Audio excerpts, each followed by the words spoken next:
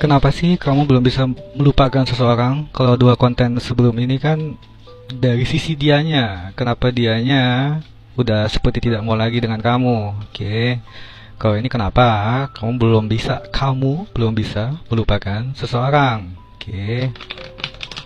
Sebagian dari kamu yang merasa resonate saja ya.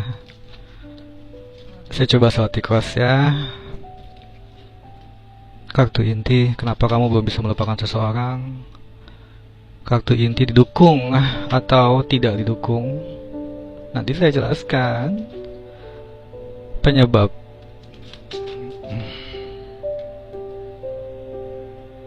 Pengaruh. Oke, nggak yakin. Dua, tiga. Pengaruh. Pengaruh dan penyebab hampir sama ya, kembar. Dan masa lalu yang menghantui kamu, penyebabnya bukan untuk kamu sedih ya, tapi untuk dijadikan pembelajaran. Masa lalu yang lebih masa lalu lagi. Kalau ini saat ini dan kedepannya, penyebabnya saat ini kamu kenapa sih masih keingetan dia terus? Oke, dan kartu selanjutnya adalah kedepannya lagi, sebaiknya kamu bagaimana? Dan kartu ke-8 apa yang menyebabkan? Kartu ke-7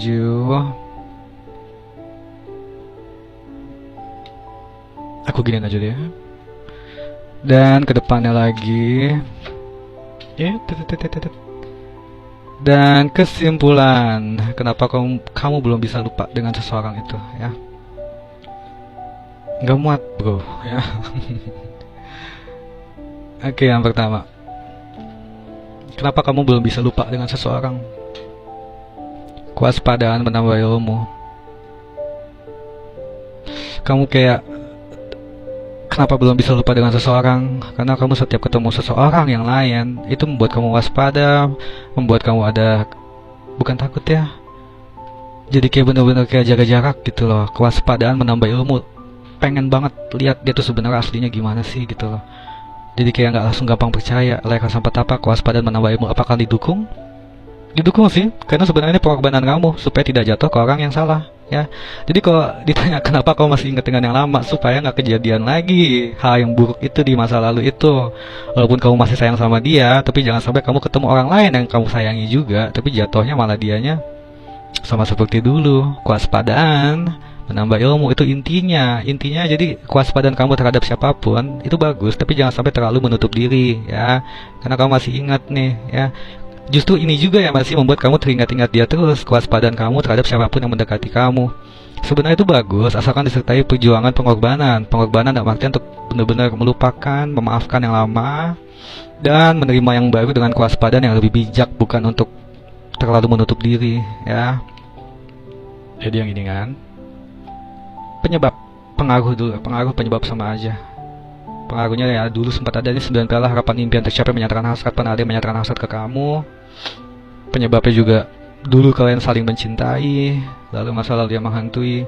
Tapi ujung-ujungnya gimana ya, sebenarnya ini pengaruh penyebab ini yang masa lalu, yang lebih masa lalu lagi yang menghantui. Ini katanya bagi sebagian dari kalian pacarannya lebih dari sekali dah ya. Jadi karena kalian pernah mengalami percintaan, tapi selalu patternnya tuh dari dulu sampai dengan mantan terakhir pertengkaran aja. Itu yang masih menghantui. Jadi kamu belum bisa lupa dan belum bisa memaafkan juga mungkin ya. Yang makin kamu waspada dengan setiap orang yang mendekati kamu. Dan ini saat ini kamu seperti apa sih sebenarnya? Page of Pentacle, kalau kamu ingin mulai permulaan baru yang bagus, personifikasi kamu yang ingin memulai suatu percintaan dengan tidak meremehkan, untuk benar-benar suatu permulaan yang lebih fokus dalam percintaan, lebih serius, lebih tekun jatuhnya loyal itu kesetiaan ya. Nampaknya saat ini kamu tuh pengen banget dapetin seseorang yang bisa memulai dengan kamu untuk tidak lagi berantem ya. Permulaan yang bagus untuk benar-benar saling tekun, setia satu sama lain. Oke, ini selalu melambangkan permulaan, fokus, ketekunan, untuk tidak saling meremehkan, untuk lebih saling memahami. Layaknya kalau kamu baru pindah kerjaan, walaupun kamu udah pengalaman, tapi ya kalau udah dikasih tahu senior, jangan kebantah dulu, jangan meremehkan seperti itu. Karena permulaan udah bagus, udah keterima tuh. Tapi jangan meremehkan. Sama dengan pasangan, saya selalu kerjaan dengan percintaan tuh hampir sama loh, ya. Jangan meremehkan apa kata bos, apa kata senior kalau kamu baru masuk di kantor tersebut. Sama nanti kalau kamu sudah ada pendekatan, ini kelihatannya kamu memang sudah merasa seperti itu untuk mendapatkan yang lebih baik, tapi ya disarankan harus ada tidak meremehkan satu sama lain, untuk benar-benar fokus dan tekun untuk bisa memahami satu sama lain juga. Oke, kedepannya komitmen kuat yang terjalin dan juga restu orang tua keluarga disebabkan ketakutan, kecemasan. Ini kelihatannya karena kamu sudah ingin permulaan baru yang baik, tapi kamu ada takut dan cemas terulang lagi pertengkaran itu. Jadi kamu mengenalkannya ke orang tua dan keluarga. Oke, ini entah kamu udah sadari atau memang saran. Kalau kamu merasa takut dan cemas, kayak belum terlalu percaya, baiknya kenalkan ke keluarga kamu. Oke, dan kedepannya lagi, amin sih, kamu bisa mendapatkan seseorang dan akhirnya bisa menjadi satu pasangan yang stabil, stability, authority, power, action. Power kuat dalam menjalin suatu hubungan, action, aksi dalam bercinta itu ada, ya. Stabil dalam menjalani hubungan, minim pertengkaran kalau sudah komit pasti ada aja, tapi kalian bisa menyelesaikannya dengan baik, dengan stabil, dilambangkan The Emperor.